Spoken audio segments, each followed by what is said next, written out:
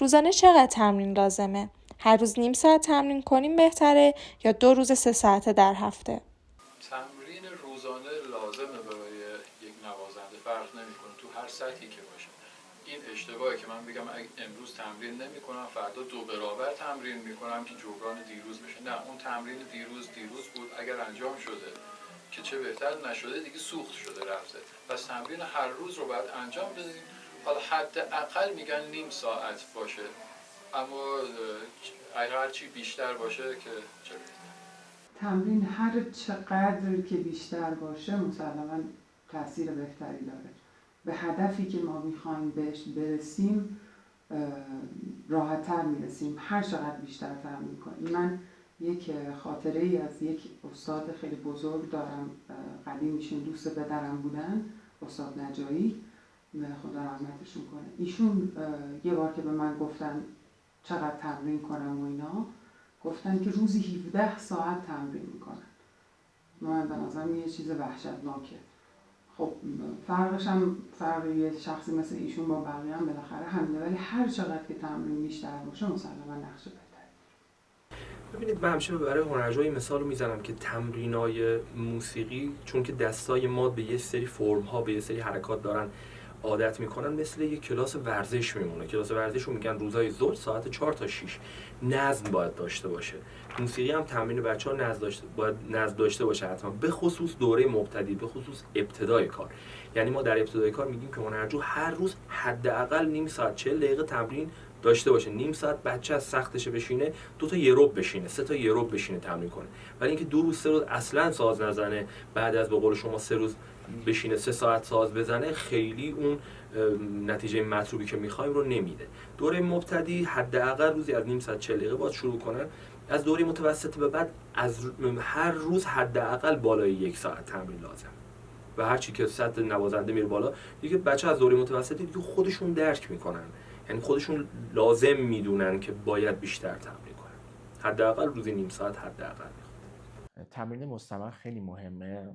اگر شخص هر روز نیم ساعت تمرین کنه خیلی مفیدتر از این که بخواد مثلا هفته 2 روز ولی مثلا 3 ساعت تمرین کنه.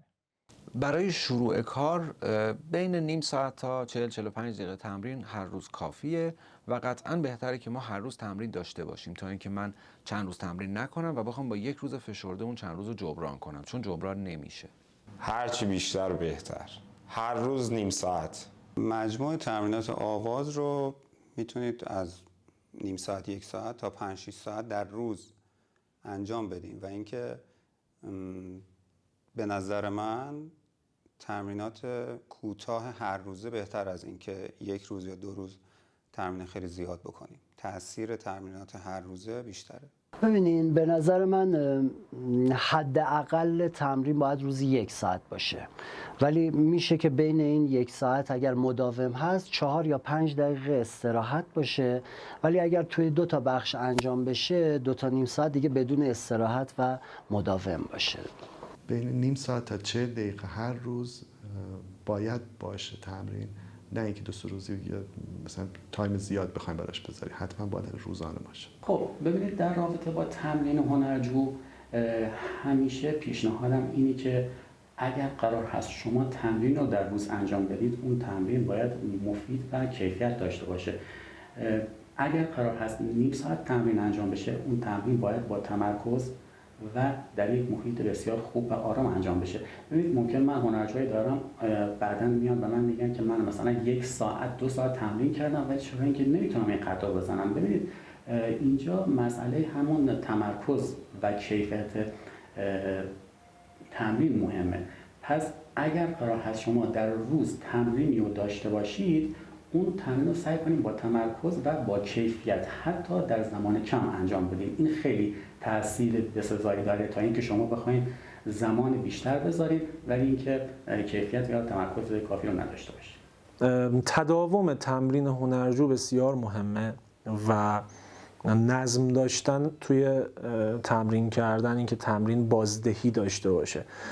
خیلی از هنرجوها رو من دیدم که روزانه شاید 3 ساعت 4 ساعت مداوم پشت سر هم ساز میزنن، اما وقتی که این تمرین با برنامه نباشه و هیچ هدفی پشتش نباشه، فقط و فقط تکرار یک تمرین باشه، چندین تمرین باشه، قطعا بازدهی نداره و چیزی جز خستگی برای هنرجو نخواهد داشت. و باز هم نمیشه بگیم که نیم ساعت آیا کافیه برای یک ساز، یادگیری یک ساز یا حتی کار کردن مباحث تئوریک توی موسیقی. اما برای سولفژ بله، برای سولفژ ما 20 دقیقه، نیم ساعت بیشتر زمان برای تمرین کردن روزانه نیاز نداریم، ولی حتما تاکید میکنم که این تمرین باید با برنامه باشه، هدفمند باشه و یک سری چک لیست هنرجو برای خودش تعریف بکنه که اونا رو روزانه چک بکنه. این بسیار مهمه که حتما وجود داشته باشه تا اون تمرین بازدهی لازم رو داشته باشه. اون چیزی که توی تمرین کردن خیلی مهمه استمرار تمرینه. یعنی اینجوری نیست که شما یک روز 10 ساعت تمرین کنید و مثلا 7 روز 6 روز اصلا تمرین نکنید. من فکر می‌کنم حالا برای آدمایی که ورش قصدشون این نیست که به شکل حرفه‌ای موسیقی رو دنبال کنن و دنبال یک موسیقی تفننی هستن، هر روز حدود 1 ساعت تمرین کردن کافی باشه. 100% مداوم و منظم به صورت روزانه و پیشنهاد من اینه که برای شروع حداقل روزی 3 تا 15 دقیقه. در واقع استمرار در تمرین‌ها به شدت مهم است. عموما هنرجوها مراجعه میکنن که من امروز کلاس داشتم 5 ساعت ساز زدم، پس چرا این قطعه خوب در نمیاد؟ خب یکی از چیزایی که شاید خیلی اهمیت داره استمرار در مسیر برای ساختن و پخته شدنه و زمان تمرین برای یک فرد نوازنده در روز حداقل 3 ساعت هست که شاید در وعده‌های مدیریت شده باید انجام بشه و اگر هنرجویی مدت زمان تمرینش رو در هفته به 1 روز با مدت زمان زیاد اختصاص بده، قطعاً نتیجه درستی از اون درس نخواهد پیدا کرد. مهمتر از زمان تمرین تکرارشه، مداومتشه. سعی کنید تمرینتون تبدیل به یه عادت ثابت روزمره در یه ساعت نسبتاً مشخص بشه، عادتی مثل چای خوردن، و کم کم زمانش رو افزایش بدید.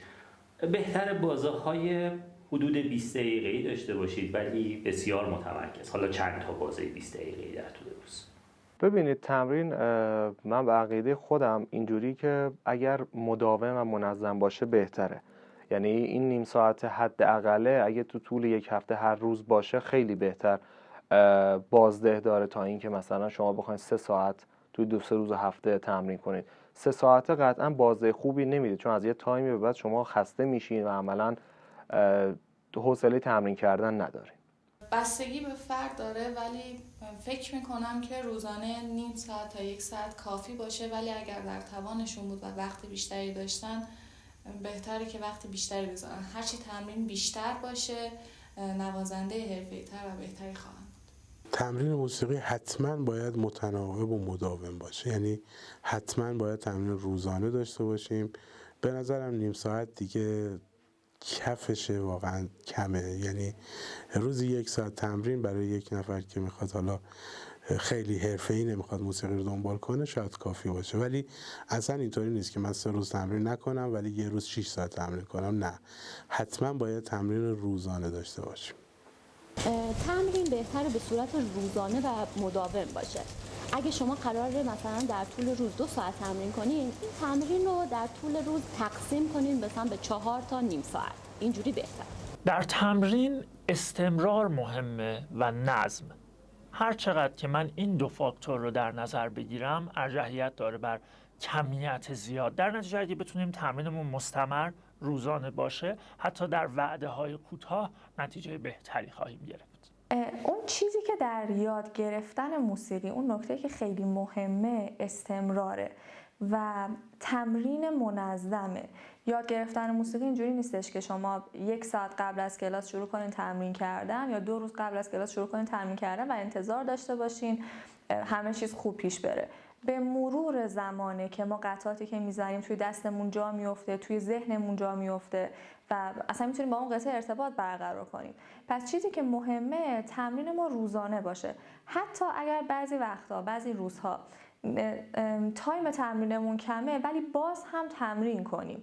در عوض روزی که تایممون بیشتره تمرینمون رو بیشتر کنیم، ولی حتما روزانه تمرین کنیم. تایم تمرینم یه حداقل 45 دقیقه 1 ساعت در طول روز باید باشه که یک تمرین مفید باشه اما خب باز بستگی به سطح هم داره. هرچی سطح ما بیشتر میشه خب قطعا قطعات سخت‌تر میشن و تایم تمرین بیشتری ما نیاز داریم. هر روز تمرینه. هر روز باید شما بین نیم ساعت تا 2 ساعت تمرین کنین رپرتوارتون. چرا؟ چون ما یک حافظه داریم در ذهنمون و یه مموری داریم توی مایچه‌هامون. مموری های مایچه دیر اطلاعات واردشون میشه. به خاطر همین ما با صحبتی که میکنیم میگیم آقا هر روز تمرینتون رو داشته باشین، هر روز با مترونوم تمرین کنین. یکی از دوستادای من در اوایل کار من یه حرفی بهم زد و من همیشه یادم میمونه. میگه که میگفت اگر یک نوازنده یک روز تمرین نکنه خودش میفهمه، اگر 2 روز تمرین نکنه اطرافیانش میفهمن، اگر 3 روز تمرین نکنه یک جامعه میفهمه. از نظر من شما باید آهسته و پیوسته این مسیر رو برید، مسیر یادگیری موسیقی رو. اگر هر روز حداقل نیم ساعت برای ساز زدنتون وقت بذارین، خیلی بهتر از اینه که 2 روز در هفته وقت بذارین اما مدت زمان زیادی. قطعا تمرین مستمر بیشتر کمکتون میکنه.